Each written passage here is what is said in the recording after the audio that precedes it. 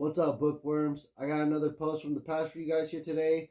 And in December of 2023, I finished The Revolutionary Samuel Adams by Stacy Schiff.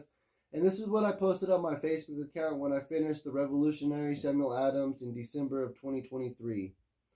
Finished The Revolutionary Samuel Adams early yesterday, and after ruminating on it throughout the day, I've decided to render it a 7.9 out of 10.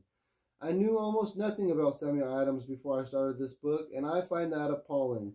He was the father of the American Revolution and the first person to start advocating for independence. He used his newspaper, the Boston Gazette, and using pseudonyms made arguments for breaking off from the influence of Great Britain. I did enjoy this book, but found the author's writing style difficult to dissect, thus the lower rating. So in December of 2023, I gave The Revolutionary Samuel Adams a 7.9 out of 10. And I'm going to leave it at that 7.9 out of 10. I did really enjoy this book, and I learned a lot about Samuel Adams, but I just couldn't get over Stacy Schiff's writing style and how difficult this book was to get through. I felt like with everything that I was learning and how excited I was to actually read this book, that it should have been a lot easier to get through, and I had a lot of difficulty reading this book because it was just very bland and boring.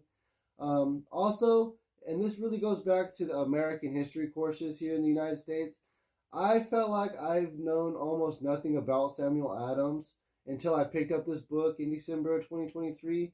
And that is a huge travesty on the American educational system because Samuel Adams was the father of the American Revolution, and he was the first person that was vocally out there speaking against Great Britain and speaking about war with Great Britain.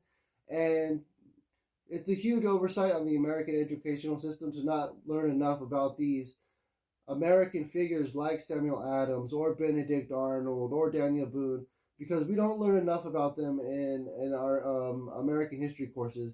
And I feel like they're very watered down and very PG, and that's part of the reason why we don't get all this information. But I've got The Revolutionary Samuel Adams, definitely that 7.9 out of 10. In the meantime, bookworms, let's get out there and carpe some Librum.